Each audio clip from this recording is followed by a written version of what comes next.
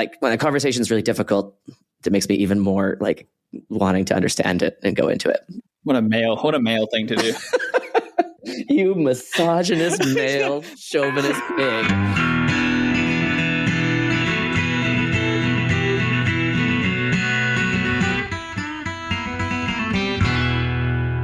Hello, everyone.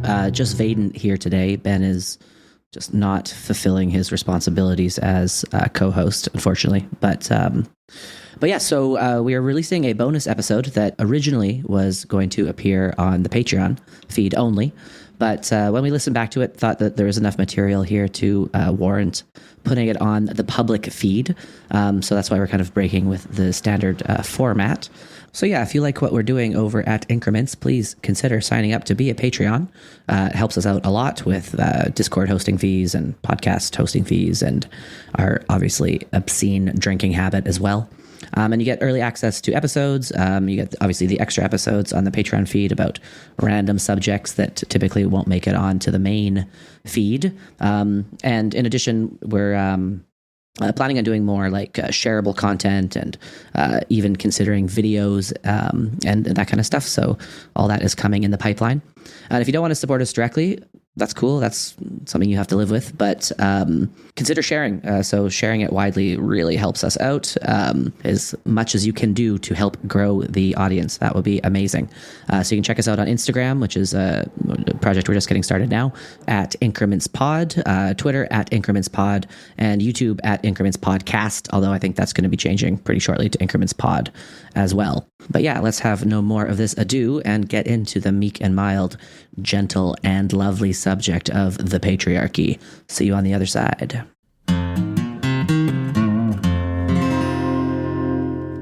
Yeah, well, so here's a way to pivot to the subject. I'd say it's a systemic problem, and there's another systemic problem in our culture, which is the patriarchy.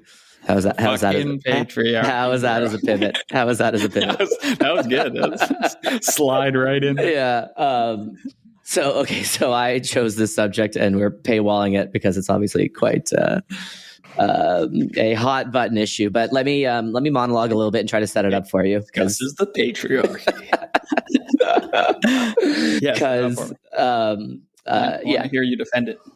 Yeah. So obviously, I've been spouting off about the Barbie movie, and had a number of conversations with women in particular, and the gender obviously matters for this subject. I'd say about half of them have gone really well, and then the other half have gone rather poorly, and sometimes rather poorly. Yeah, Vaden has a couple black eyes. I know no one can see him, but he's got a sling holding his one elbow in place. Oh God, yeah, a couple teeth missing, and a black eye and a sling. And so I'm not going to try to represent those conversations, especially the ones that have gone poorly, because I think the only thing I could say accurately about the ones that have gone poorly is that both sides left kind of frustrated and feeling like they weren't being understood. So that, like, when a conversation is really difficult, it makes me even more like wanting to understand it and go into it. What a male thing to do. You misogynist, male, chauvinist pig. Yeah. So I wanted to just discuss the concept of the patriarchy just in isolation. So leave the Barbie movie side. Let's just try to interrogate that, because I think it's quite interesting. So that's the subject that we'll talk about today. So first, just let's narrow down what we're talking about and do a bit of throat clearing. But I like the standard throat clearing. I actually want to build upon it and go somewhere with it. So it's not just going to be like the standard platitudes you hear at the beginning of people talking about this, but it's actually hopefully going to go somewhere. But yeah, so the concept of the patriarchy, if you Wikipedia it, it's like a society that's primarily or exclusively run by men.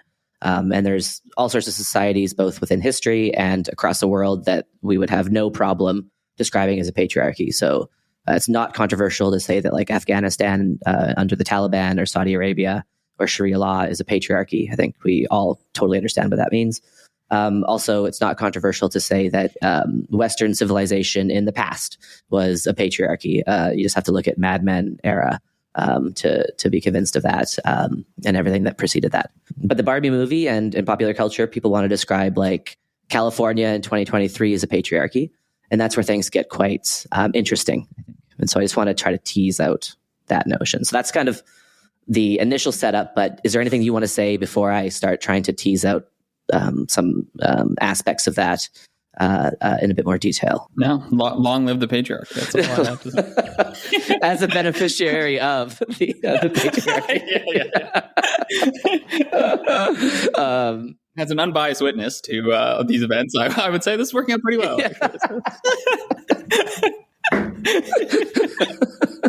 Okay. Okay, so God, good thing this is paywall, though. Okay. Let's get serious. So the other thing that I want to say at the onset is that there's a number of just facts about the world that are not up for debate, and I think that when we start to try to drill into what people mean by the patriarchy, it can quickly be misunderstood as doubting certain facts. So let's just name a bunch of the facts that are absolutely not up for debate. One is that women are much higher victims of sexual violence. That's obviously absolutely true and a horrible problem, and we need to address it. And there's many other aspects of a woman's experience throughout their day that are quite horrible that men could never really understand. So my sister and another friend of mine both have told me that when they walk down the street, people stare at them and they're objectified and they're just made to feel like a body and not a person. And that I could never understand that. And I totally recognize that is 100% true. I couldn't understand that. The closest thing I could get to maybe understanding that is when we were in Africa and we'd be walking down these little streets and just because you're white or not black, you're kind of stared at a little bit. And it makes you uncomfortable. And just this idea that anywhere you go in I don't know, Vancouver, you have that feeling that would be absolutely horrible. And I couldn't understand that. And that's exclusively, I think, a female experience. Other things. So Helena again, so she's walking to work and we live in an area with high homeless rates, and the man is approaching her and she kind of feels a bit threatened. And again, that's a very female experience that I couldn't understand. So none of this is up for debate. And I want to go even further. So I want to talk about the phenomenon that another friend of mine told me about, which is men interrupting women in both public circumstances and in boardrooms and being spoken over. Totally a real thing. It's something I'm actively trying to do less, in the sense that I interrupt everybody. That's a bad habit of mine. True. But I know that if I interrupt some people, it may be seen as just a man speaking over a woman. And that's not at all the case, because I interrupt everyone equally. But I also recognize that if you're on the receiving end of being interrupted by men quite a lot, then that is just another little thorn in the side. And that fucking sucks.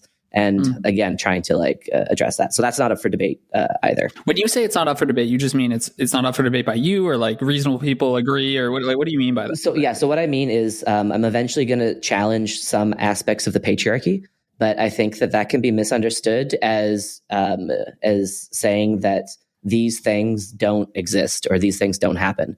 And so to challenge certain aspects of this concept of the patriarchy, which I'll go into, I think can immediately be interpreted as, are you denying that these things are real? Which is not what I'm saying. And so I want to just kind of establish that.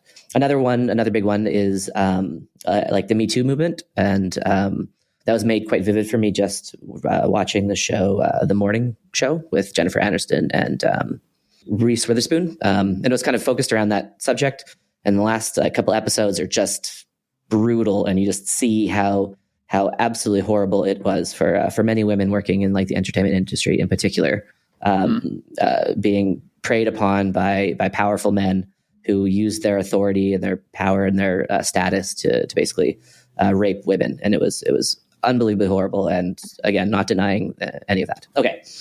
So the first thing I want to try to establish is that I think that when we talk and think about the patriarchy as used in feminist theory, we just need to separate out the patriarchy as a concept being used to describe a body of facts, which is what I've just kind of listed a number of facts, and the patriarchy being used as a causal explanation for those facts.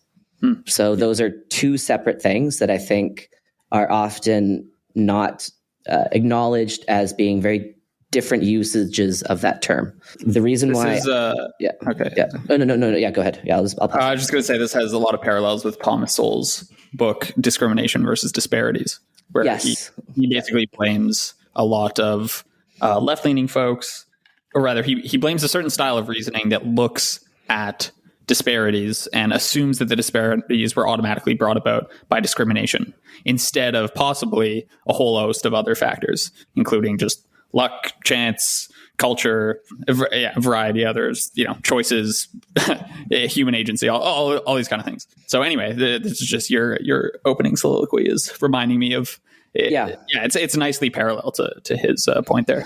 Yeah, well, I think that there are direct parallels because the move that people in say critical race studies, the way their move is, they look at disparities between the races, and then they see these disparities and they say something like, okay, the rate of people getting vaccinated for COVID-19 is 33% for whites and 28% for blacks.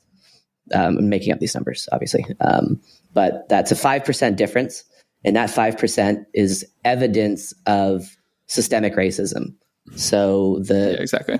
So the systemic racism concept is similar to the patriarchy concept in the sense that it can either be used as a description of facts or it can be used as a causal explanation for those facts.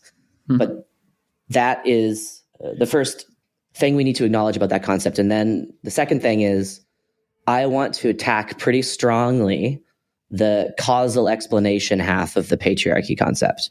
But I don't want to attack, and I'm not attacking, the facts on the ground notion of the patriarchy. And that simple distinction, I think, can explain a good amount about why this subject is so vitriolic and hard to talk about, because people on the right are looking at the notion of the patriarchy as a causal explanation for why we're seeing disparities. And they're saying that doesn't make any sense. And then people on the left are looking at the concept of the patriarchy as a way to describe all these disparities. And when they hear that people on the right are attacking that concept, they're thinking that they are denying the existence of the disparities in the first place, or denying the existence of the facts in the first place. And so that, I think, causes mass amounts of confusion, and people don't want to move away from that word, because to question the notion of the patriarchy as a scientific hypothesis that explains, say, high rates of sexual violence amongst women, high rates of being interrupted, high rates of feeling like objectified when you walk down the street, these kind of things. If you attack the causal explanation side of the patriarchy concept, it is quickly interpreted as denying the existence of those experiences that women undergo each day. And that's where I think a lot of the difficulties lie. So the last thing, maybe I'll pause there and just see what your reflections are on that, and see if you think I'm a hateful bigot so far, or if the hateful bigotry is coming later. But no, I think it's a great distinction. I'm not sure I agree with you. I think you're being maybe slightly too charitable to each side, in that I'm not sure when people on the left only have the descriptive interpretation in mind and people on the right are attacking the causal picture. I'm not sure it's quite as simple as that. Yeah, I think that is a simplification. That is a simplification for sure. Yeah. So that's my only beef. Yeah. So totally. Yeah. So I think that is definitely a gross simplification. Disgusting one. Yeah. Hopefully through that bigoted simplification, we can at least start to see things a little bit more clearly. Okay. So second thing I want to say is, as a scientific hypothesis, you cannot have the same concept be both cause and effect. That is scientifically incoherent. So to use the same word and have the same concept as both the description of the thing and the cause of the thing is like maybe the following example would be something like, why does an apple fall? It falls because of gravity. So you don't say, so you introduce a new thing to explain the first thing. You don't say it falls because it falls. That doesn't make any sense. You can't have the cause be the same as the effect. So that is not the case when we think about the patriarchy in, say, Saudi Arabia, because the thing that's causing the disparities, you could get rid of the word patriarchy. You could basically what patriarchy means in that case is male behavior, male beliefs, and policies and cultural norms. And so if you change those things, so if you change the, say, Sharia law, if you make it legal for girls to go to school, if you change, say, the outward behavioral patterns of men, if you change all this, then we can start to say that it's no longer a patriarchy, or maybe we can say we're living with the damage that the patriarchy in the past has caused, but we can at least start to separate out what's actually the cause and what's actually the effect. So it's not incoherent in that context. But the problem is in the West, and when people talk about this in the West, very few people who invoke the term patriarchy these days will want to say it's actually due to men, because they are surrounded by men that they love, brothers and fathers and sons. And so they don't want to say it's actually due to men. So they kind of like sever that. And that's where the problems start coming in, because now instead of saying it's men, they'll start to say things like, well, it's the system of socialization which has brought men up. They'll start to say things like, well, women hate women just as much as men hate women, and there's internalized misogyny. And so now it's not about men or women, it's about both. Which I think are you could dispute those hypotheses, but I think they're valid hypotheses to make, right? Like, are you claiming that there's something incoherent about claiming that, or are you claiming that those are just false? Like, there's a difference between claiming those are false and between claiming those are invalid hypotheses, right? Yeah. So I'm not claiming that they're all false. What I am claiming, though, is that it's a similar move. It's actually the exact same move that Marx made when he wanted to talk about how capitalism is oppressing the proletariat. Mm-hmm. But Marx was careful to say, well, capitalists are just as much victims of the system as the proletariat. So the bourgeoisie and the proletariat are both victims here. And so what I'm saying is invalid is not taking each and every one of those hypotheses in isolation and saying, okay, is this a cause? Is this a cause? But bundling them all up in this shape-shifting way and just describing the entire system as being the cause of the system. Because it's not about an individual hypothesis, which if you check it and then it turns out to not be the case, then you say, okay, maybe we don't have the patriarchy in this circumstance, or maybe this isn't the capitalism, the capitalist superstructure in this instance. It's about the fact that you do this enough times and you're basically just saying something like society is the cause of society. And this becomes vacuous. The patriarchy is, and so the way you can tell that the patriarchy has a causal explanation just grows and grows and encompasses everything, is that the word the patriarchy, when invoked as a causal explanation, basically just means everything in society that exists or happened or has existed or has happened. Like there's nothing you can point to that would be excluded from your definition of the patriarchy. If you're going to do this thing that Marx did, that the critical race theorists have done, when they talk about institutional racism or systemic racism, it just grows and grows and grows and becomes this overarching concept itself, which is now the causal component of the patriarchy. So that's what I'm saying is invalid. Let me pause there and see what your reflections are on. Yeah, so I agree that if what's happening is as you described, then it's invalid. But when I'm thinking back to specific claims that I hear some people make, those claims typically go something like this. As an example, just off the top of my head. So when boys are brought up, they're socialized in such a way that displaying emotions is viewed as a bad thing. So they're taught to not cry, boys don't cry, etc. Right? Mm-hmm. And then the claim is that there are downstream consequences of those sorts of behaviors as they get older. So they have bottled up emotions. They don't know how to deal with their children's emotions. Mm-hmm. I don't know exactly what the downstream consequences are, but there are some not insane ones that you could come up with, right? And so this to me seems like a valid claim to make. It might be false. It might be true. I don't see this as, here you're positing a specific cause and a specific effect. And presumably there are ways to sort of test this, right? You might be able to look at different cultures and say, okay, how are boys raised in this kind of culture? And then are the downstream effects the same, et cetera? People love comparing our society to various Nordic societies, right? And there's a lot of confounding factors there, but you can sort of get a grip on situations by attempting to do something like this. So my take is that you have a problem if people just sort of hand wave and say, people are brought up to have bad behaviors and now downstream of that, there's bad behaviors. Yeah, I agree. That's very imprecise. But when push comes to shove, I'm not sure how many people are actually making those sorts of claims. And more often than not, I think they're more pointed and specific than maybe you're giving them credit for. So here's what I've noticed, which is what's causing my alarm bells to ring. So I'm going to make a comparison that I think is very apt and but hopefully and potentially inflammatory.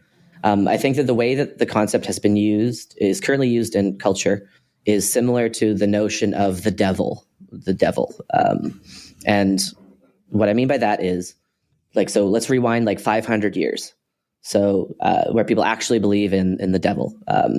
The devil as a concept is both going to be used as facts and as causal explanation for facts. So if someone David Hume starts challenging these notions of religion, if he starts saying, I actually don't believe in the devil, people are going to say, you telling me my kid didn't die? Yeah, you're every time a bad thing happens to them in their day, that's evidence of the devil, right? Mm-hmm. Because the devil is both the facts and the cause. So if to even challenge the notion of the devil is to immediately be heard as someone saying, you're telling me my child didn't die? You're telling me my house didn't burn down? Are you telling me that I didn't just get sick with tuberculosis? Are you denying this lived experience of mine? And David Hume would want to say, no, I'm not denying that. I'm just saying that the very notion of the devil is not a coherent concept. What are you talking about when you describe the devil as a causal force? What do you mean by devil? And people will say, well, I don't really know. And what I've noticed in conversation is that people will acknowledge I'm not sure if they would that have said, I don't really know. Well, so this has happened to me in the last week or so, where someone has said that they don't really know what the definition of the patriarchy is. They don't entirely know what they mean when that word is used. But yet they're not willing to say it doesn't exist. They're not yet willing to say that doesn't make any sense because it is such an emotionally charged word that conjures up all of these experiences of having the devil mess with you in your day-to-day life, that you'll simultaneously say, I don't know what is meant or I mean when I use that term, but yet I am not willing to say it doesn't exist or it's not real. And that's a religious way to think because you are not willing to discard a concept which, when you drill into what is meant by that concept, you don't know what it means. So back to your question, I think that it is reasonable to say that society maybe puts unrealistic standards on men and prevents them from displaying emotion. But then we have to do the hard work of tracing what tangible effect does male inability to express emotion have on a particular fact or set of facts that you are claiming this is going to affect. So if your claim is that that's going to cause an increased amount of, say, domestic abuse, then that is a concrete, specific thing. But typically what happens is the notion of males' inability to express their emotions just gets kind of shot up into this nebulous concept of the patriarchy. And then once you're in the concept of the patriarchy, then you can shoot back down and use that nebulous concept to explain anything you want to explain. So there's not a precise causal chain of events that go from claim to disparity. It just goes up into the clouds of the patriarchy or the system or the institution or society at large. And then that as a giant bundled concept is used en masse in toto to explain every disparity at all. In toto. Yeah. Nice. And so that's sloppy thinking. And so I want to get rid of the concept of the patriarchy as a causal explanation, because I want to go disparity by disparity and solve them one by one. So I think that we should talk about, male objectification of the female body when women walk down the street. That's a big problem. Let's talk about that. Let's figure out why it's happening. Let's figure out how do we mitigate it. Castration. Get all the guys. Yeah, castration, sunglasses, and jail time. How would that? Would that work? I don't know. But like, let's go case by case, right? And this is very much like the name of our podcast, in incrementalism. And the opposite of incrementalism is this systemic, revolutionary, grand thinking. And that just makes everything sloppy. And I don't like that, because I want to make the world for Georgia as great as possible. And I think that concepts like the patriarchy get in the way of that, because they're so emotionally charged. And if you question it as a scientific hypothesis, then immediately that's heard as denying lived experience. And that is getting in the way of progress. So let me stop soliloquizing and monologuing and to see what your reflections are on that whole thing. No. I agree with you. And I agree that sort of sloppy thinking exists. I think to be charitable, one ought to investigate someone's views a little more. So I think oftentimes people actually do have specific complaints that they're proffering, but they sort of bundle it into this one concept as a handy moniker to use in conversation, right? Nice, so nice. People will sort of blame the patriarchy just as, someone talks about empiricism or explanations or something in the abstract. And then, but to really get to the meat of the conversation, you want to push them further. And undoubtedly, there are some people, when you push them further, just give you a bizarre word salad of nothing's quite cause and nothing's quite effect. And it's quite clear that whatever fact you tried to lay out on the table, it's just going to be met with skepticism and perhaps even bad faith, et cetera. So undoubtedly that sort of person exists, and those sorts of people exist on all sides of every issue, perhaps more so on some issues than others, but leaving that to the side. So I don't know, I'm not going to be able to generate too much disagreement. I just think the most interesting part of the conversation is when you start getting to specific claims. So, we were both PhD students in a discipline that is heavily male dominated. So the kinds of claims that I come up against most often is, okay, we'll just look at the number of female computer scientists. Like, why is it so low? This has got to be evidence of discrimination, right? And that's an interesting claim. And people will often say, well, women. So if you push them on the cause, people will typically say something like, women are not encouraged to do math or to play with computers when they're growing up. It's much more acceptable for boys to play computer games than it is for girls. And this translates into skill and interest in computers. And then this translates to majoring in computer science, et cetera, right? So this is like a bundle of claims, but are concrete claims to be making. And there's a concrete effect they're positing. Countering evidence that you can start offering is, okay, well, what do we know about like male and female interests? And they do seem to diverge on average. So, there's a body of work claiming to show that men typically are more object oriented in their interests and women are more person oriented, right? So you can push back against this line of research. That's fine. But studies I think that's show, like pretty well. Studies show. I think the person versus things dimension is unbelievably robust. And you don't even need to look at studies. You can just look at career counseling surveys, and you just look at this.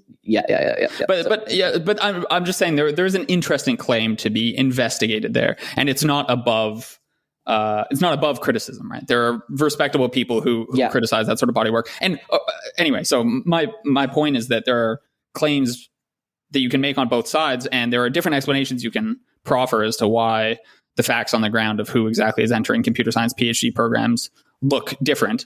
And those are the most interesting conversations that I get into around this stuff, right? It's like, as soon as someone, they start going off in the abstract about the patriarchy, fine, but I try and give them the benefit of the doubt and then bring the conversation down to some concrete issues, right? So that's interesting. That leads to another kind of aspect of this. So you can look at the disparity between men and women in computer science departments.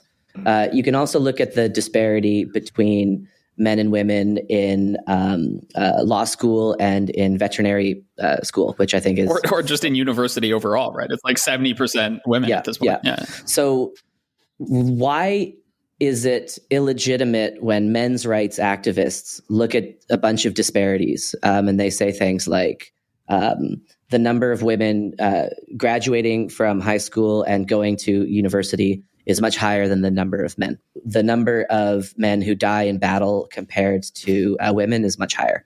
The number of men who suicides, the number of men who depression, exactly. So you know the stats. Why is it illegitimate for someone on the men's rights? And I am saying this is illegitimate. I'm not defending men's rights activists who take all of the different disparities that they seek and then bundle it up into a societal explanation that says society is systemically matriarchal. Society is systemically biased against men. And as a man walking down the street, again, this is speaking from the lips of a men's rights activist. I'm not speaking for myself. I feel like they're one and the same. Yeah. I feel like I have to keep re-emphasizing that. But like the flip side of the being stared at when you walk down the street as a woman problem for men is many men are just never looked at by women at all ever. And the loneliness and feeling undesired and man after man who we've never seen in public because they just are online and are just miserable because no woman has ever looked at them. They could start talking about how the world is so shitty for men. And this is what starts to get a bit dangerous because now rather than recognizing that the world has this complicated bundle of hardships for men and for women, for Black people and for indigenous people and for Middle Eastern people and for Vietnamese people and for white people and for yellow people and purple people and blue people, you start thinking, well, no, the society is specifically set up against my group. And so back to the computer science thing and the statistics thing, it's like, I am so down to investigate each and every one of these disparities. But most of the time when I hear about these disparities, the person isn't actually interested in investigating that disparity. They're just picking a disparity out of a hat because just one more example of the picture of the society. And if not that, then something else, right? And that again seems to be illegitimate. This is not thinking clearly because you're thinking about the world through this causal lens that the patriarchy exists and there's just these manifestations of it, rather than trying to take things case by case by case. And the reason why I think this is kind of dangerous is because if you believe in the devil as the explanation for why your kid died, and then there's people who are challenging the notion of the devil, all of a sudden those people are the enemy, right? And that's where I think this conversation can go. If I challenge the causal hypothesis of the patriarchy, this is going to be viewed as a man who doesn't want to have society change in the direction of equality. Even if it's not explicitly stated, even if it's just kind of this implicit thing, even if it's like a deep down feeling like maybe he's a good guy, but maybe he just doesn't see it. And he's just kind of challenging the concept of the patriarchy. This is religious thinking, and this is not conducive to making the world better for everybody. And that's why I'm very interested in this particular subject. Yeah. A lot of soliloquies on my side, but so, I mean, okay, it's going to be hard to generate a lot of disagreement. So let me just pivot slightly and ask you a leading question. So presumably you'd have no problem with calling North Korea a totalitarian state. No, not at all. Yeah. Okay. So when you say that about North Korea, presumably you're referring to sort of a bundle of different issues, right? A bundle of like policy decisions, structure of government, inability for certain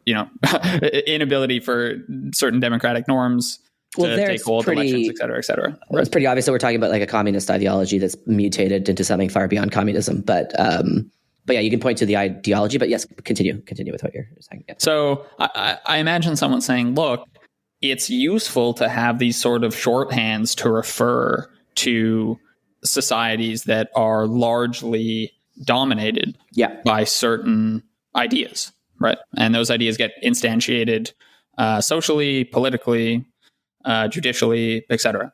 And we're just doing the same thing with the patriarchy. So of course, when you start pressing me, I'll start saying that, yeah, of course, this notion is tied to a bunch of specifics, and I'll give you those specifics, and they include socialization, et cetera, run the gamut of all the ways that women are oppressed. So what's wrong with that, right? So you're sort of attacking this concept in broad strokes, but a lot of those criticisms you might be able to make against just calling North Korea totalitarian. Like, you need to be able to point towards specific policies. Let's trace cause and effect. Let's do this. So defend yourself against. Yeah, totally. So that's a great point. So the reason why the concept's not invalid when you describe it, North Korea that way, is that we have a baseline society to compare North Korea against. So talking about North Korean society and say communist, but again, it's far past communist at this stage ideology. We can point to things in that culture because we have other cultures that we can point to that are different from that. So we can point to South Korea. And so now we can talk about the differences between North and South Korea. We can talk about the changes that North Korea would have to make in order to get closer to South Korea. Similarly, I have no problem talking about the patriarchy when we're, say, comparing the lives of women in Afghanistan with the lives of women in Canada. So there, the concept of the patriarchy, again, as applies to Afghanistan, it makes a lot of sense because you're referring to a complex network of social structures, beliefs, and things that we need to change. But we know roughly what those things are because we're comparing it to Vancouver. And we can say, okay, in Vancouver, women are treated equally under the law and are allowed to go to school and learn to read and write. In Afghanistan, that's not the case. And so to make Afghanistan, say, not a patriarchy or just better than it currently is, these things would need to change and these metrics would need to improve. But what are we comparing it against when we talk about California in 2023? Where we can compare it against history. Again, if you want to do that, then I just want to say, okay, it's not a patriarchy in that sense. But again, people are very reluctant to say that. So then they're comparing it to some utopian perfect society that doesn't exist. There's no extra thing to compare it against. You can compare it to a world without disparities, but that doesn't make any sense at all because you can't have a world where everything is exactly equal. Just from randomness alone, it's not going to be equal. And so the concept is no longer being used to distinguish between different types of societies. As in the North Korean case. It's just being used to disparage one's own society. And again, there's no backstop, there's no baseline we can say, okay, if you change X, Y, Z, then we're no longer in a patriarchy because the vast majority of X, Y, and Z has already changed from the first and second wave of feminism. And then we can look at the various facts on the ground, which we've talked about at the beginning, which I'm not denying and which are absolutely real and which absolutely need to be changed. But then if we do that, we're no longer thinking about the patriarchy as this causal explanation. We're just talking about a bundle of different problems that women face that need to be addressed. And so when you use it as a shorthand label to describe a huge complex amount of phenomena, that I think is only valuable when you are contrasting different kinds of societies and structures. But if there's no contrasting happening, then that lens loses its value quite quickly. So what if someone said to you, when I invoke the notion of the patriarchy, I'm comparing it against a society where 50% of the CEOs are women, 50%, roughly 50% of the billionaires are women. The rates of women in math classes the same as that of men, etc. So you could dispute whether this is possible, whether this is desirable, etc. But someone might offer you these very clear metrics and then say, I'm referring to these specific things.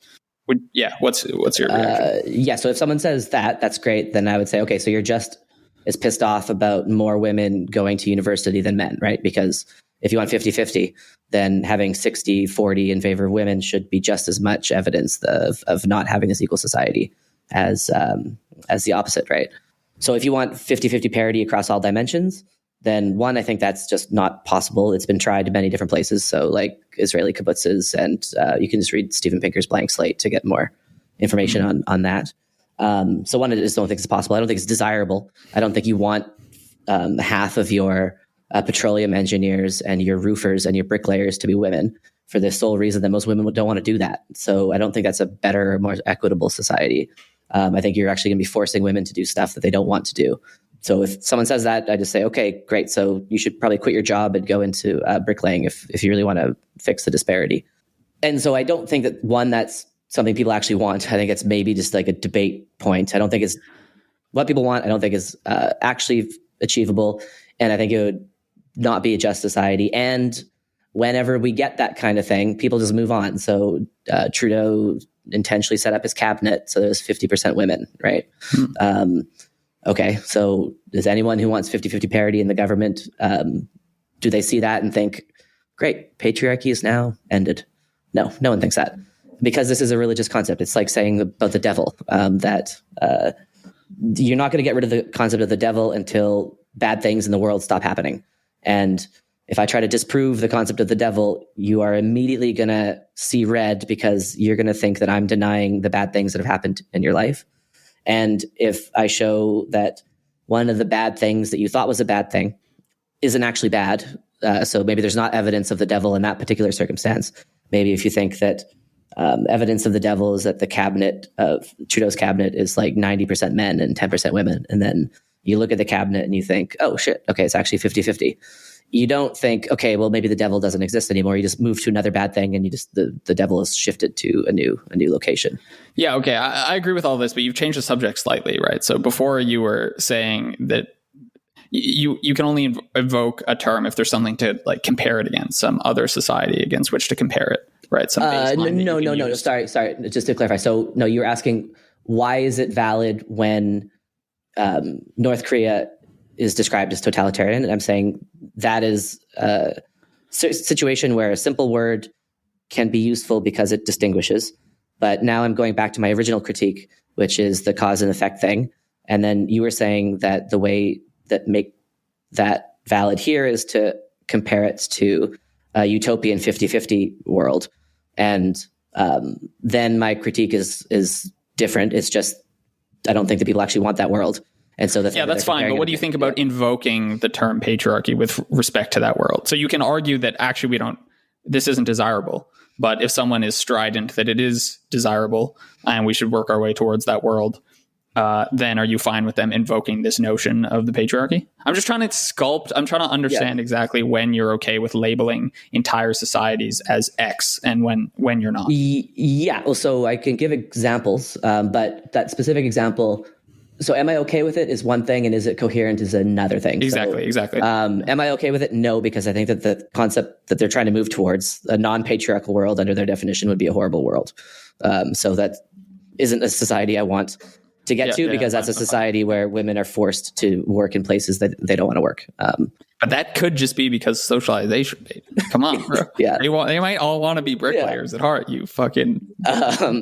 So I don't think that's not a society I want, and it's not a society I think women want, because again, that would mean that all of the women who are going to school to be doctors and lawyers and vets, half of them have to go into mechanical engineering and coal mining. You're saying women can't be engineers? Dangerous, bro. Dangerous. You heard it here first. Yeah. That's all it takes. So that I don't think it's a desirable world. 2, I don't think it's coherent, because there are an infinite number of dimensions by which you could look at disparities, and it is not possible to have everything exactly on the mean, right? So use your statistics stuff about the shells and measure zero. Dimensions. It's measure zero, baby. No, but I'm just saying roughly, right? Like, but you can't have everything be 50-50, right? And but it's not roughly. It would You're still attacking. I'm just trying to understand, if someone comes up to you and says, Vaden, we live in a patriarchy, and you look at them in the eye and you say, that's an incoherent thing to say. I wouldn't say that. I would realize that that's like something. But in your brain, you'd say, okay, this is kind of an incoherent thing to say. But person B walks up to you and says, North Korea is totalitarian. Yeah. And you think, fuck yeah, it is. I wouldn't want to live in North Korea. I'm trying to understand under what circumstances, if any. Well, we don't have to switch the example. So someone says, we live in a patriarchy. I say all the stuff I've said. Or someone says, I just left Afghanistan and Afghanistan was a patriarchy. I don't say that. That makes complete coherent sense to me when they describe Afghanistan as a patriarchy.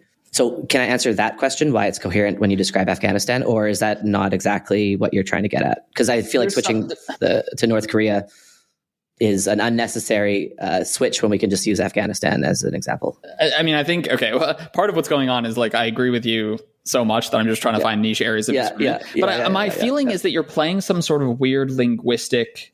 What's it called when you use the status quo? Like, what's it called status quo in morality? No. In morality, if you say things are this way, so therefore this is correct. What's that notion called? I know what you're talking about. It's very Hegelian, right? Like he was like, things are this way, so they should be this way. Fuck. Anyway. Okay. Anyway, whatever that term is, you're doing a linguistic version of that in some sense. You're saying we can only compare existing societies to one another using the term patriarchy. So it makes sense to describe Afghanistan as a patriarchy because we can compare it to the US and Canada, et cetera, places that are clearly better for women.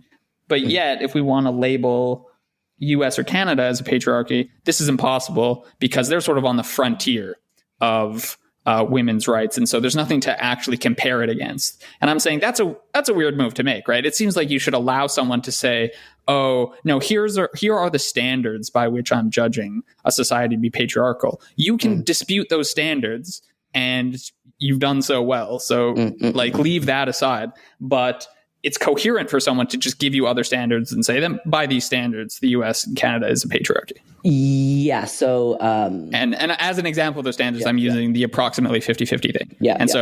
Please don't start disputing again whether it's desirable, because that's beside the point. The point is they're giving you a precise criteria, and according to that criteria, then they can say, oh, the US is a patriarchy. Yeah. So, because I have seen how this concept can confuse and muddle rather than clarify and crystallize, I am inclined to not like that particular concept. So if I can just reformulate your critique just using a different word just temporarily, then maybe we'll make a bit of progress. So instead of using the word patriarchy, let's just say we live in an unequal society.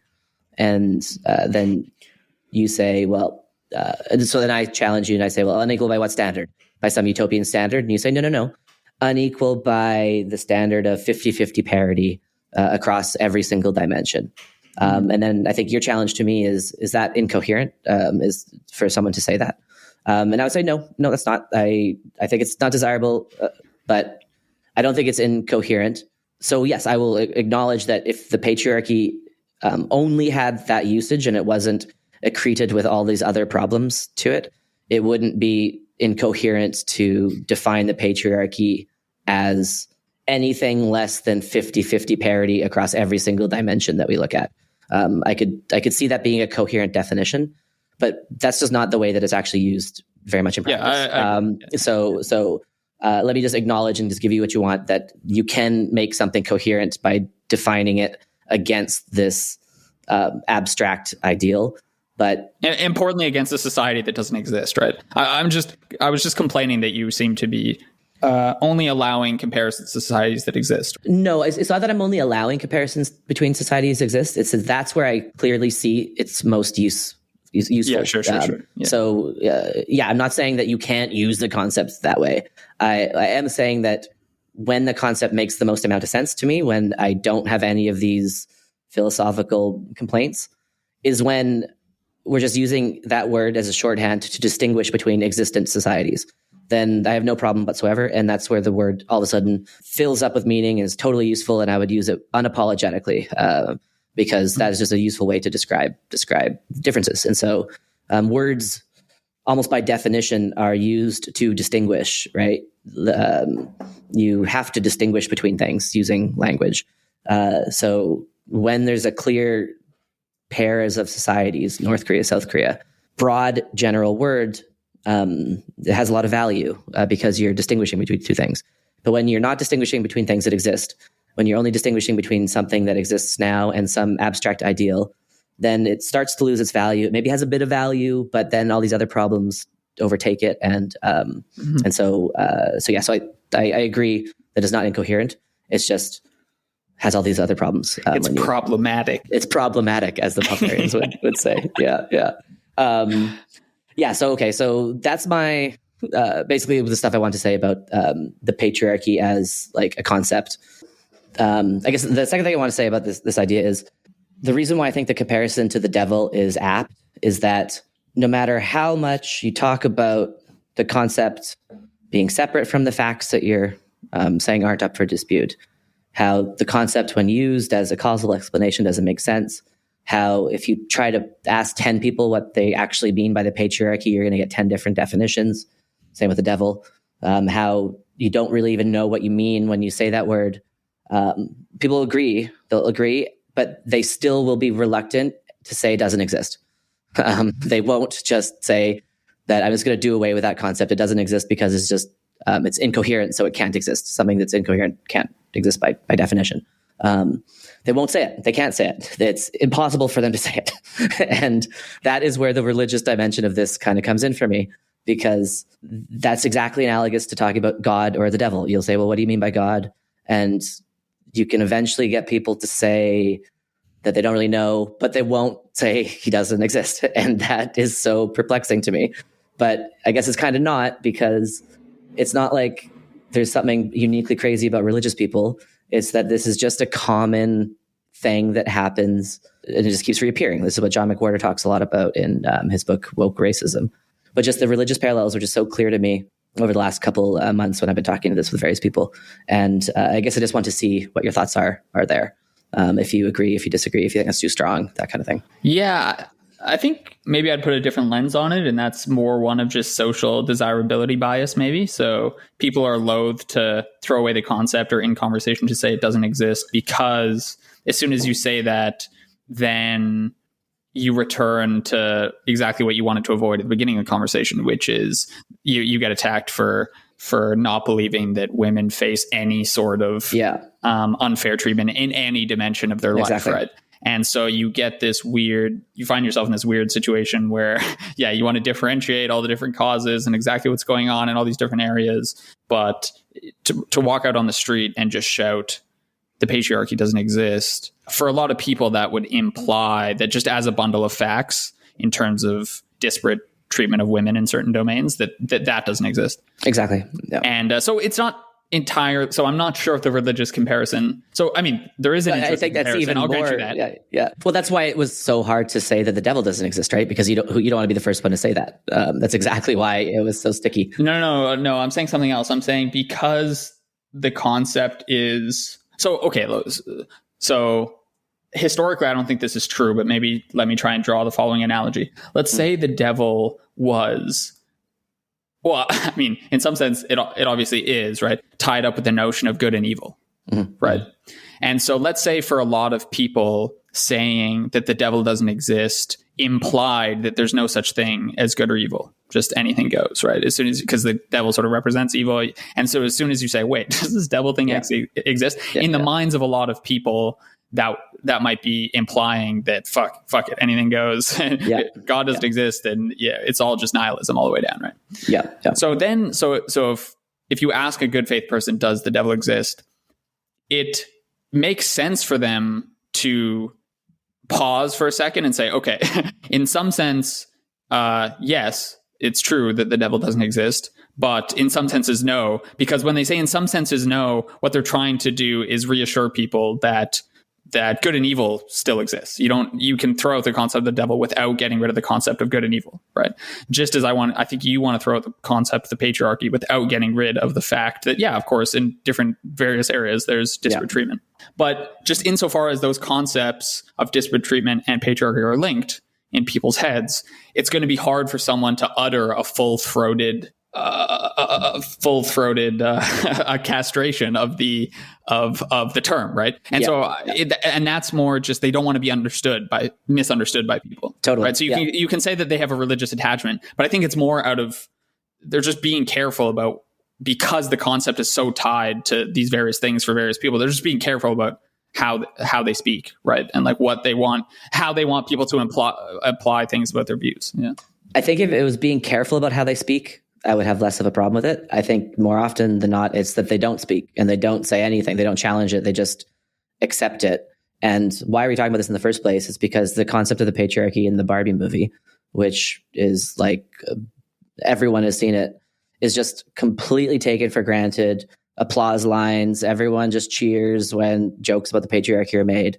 And no one is speaking up or being critical of this concept even a little bit, right? And so if people were reluctant to say that the devil didn't exist, but then actually tries to like tease it apart, then I would have no problem with it. But I think that people are reluctant to challenge it at all. And that's just why this idea of the devil persisted for millennia, right? No one wanted to say anything, because to say anything is to challenge your neighbors, the fact that their dog just died, because you're saying that bad stuff doesn't happen if you say it inelegantly. So that I think is further evidence of the religious nature of this problem. It's the social stigma associated with challenging the taboo, which is kind of what you're saying, keeps the taboo alive. And the taboo here is you're not supposed to question this idea of the patriarchy even a little bit, because that is invalidating the lived experience of women, which is, of course, not what we're doing. In fact, I'm trying to figure out, how do we make the world less creepy and gross for Georgia? How do we make it just a bit nicer so that in 15 years, when she goes down the street, she's not stared at as much as Helena is when she walks down the street. Like, that's horrible. I can't imagine what that's like. That's got to be the worst. And how do we reduce that a bit more? I think that the notion of the patriarchy gets in the way of that. And the fact that people don't want to even talk about what they mean, or people will simultaneously say they don't know what they mean, but yet they don't want to say it doesn't exist. This is what you say if you believe in the devil. And that's why it needs to be talked about behind a paywall, of course. Yeah, not in public, though. My God. In public, behind a paywall where people have to pay for it. My sense also is there's an element of activism to all of this, in the same sense that it shows up in like maybe anti-racist circles and stuff, and insofar as like naming the problem feels like you're doing something about it. So people want to just give this thing a name, right? They say like, fuck, we're living in a patriarchy, and then they maybe tweet about it once. And then once you've done that, or once you've labeled things as either racist or anti-racist, you went through the encyclopedia and everything. This one's racist. This one's racist. I think mentally you feel like you've sort of done something. And so people are loath to like throw the concept out, because then you actually have to do the hard work of like, okay, how serious are we about these problems? Do we really want to try and do something about the fact that women are disproportionately underrepresented in certain fields and disproportionately overrepresented in other ones? Is that a problem? Do we care, et cetera? And so, that's a much more nuanced and difficult and challenging conversation to have than just blaming the patriarchy and then going out for lunch. Yeah. Exactly. Yeah. Being served by your cute male waiter. Yeah. Who you stare at and objectify. Yeah. yeah, exactly. Yeah.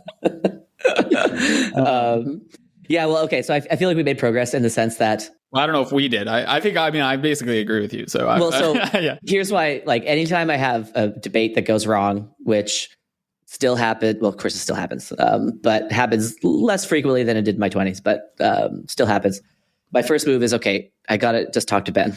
And so if Ben thinks I'm nuts, then I'm almost certainly nuts. But if Ben thinks I'm making sense, then maybe I just was not putting it in the right way. And so you're my first sanity check. So you've made me feel better because I had a couple debates that have gone poorly, and I'm trying to figure out how to refine the message a bit more. Well, did you try? So yeah, what was your debate? What were your debates like? Did you? Because I think the actual like drawing a distinction between causal mechanism and description of facts is actually a great idea, and something I think I'll actually start adopting. I think that's a good way to put words to what many of us I think are trying to get at. So do you actually say those words? You bring that up? I think that's a good tactic.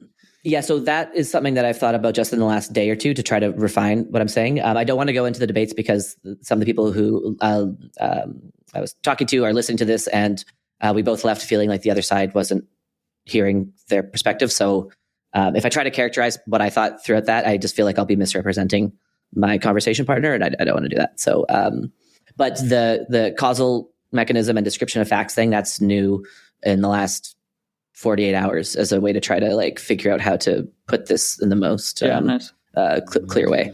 But yeah, so I won't go into the specifics because I don't think I can fairly represent my conversation partner's side of view or position. So I won't try. But I feel like I've made a bit of progress thinking about this and explaining it to you. So thank you, brother. Cool. Fun Patreon episode. And we should can we tweet about this? Just because I think it'll bring in more patrons. Yeah. This will be a juicy one.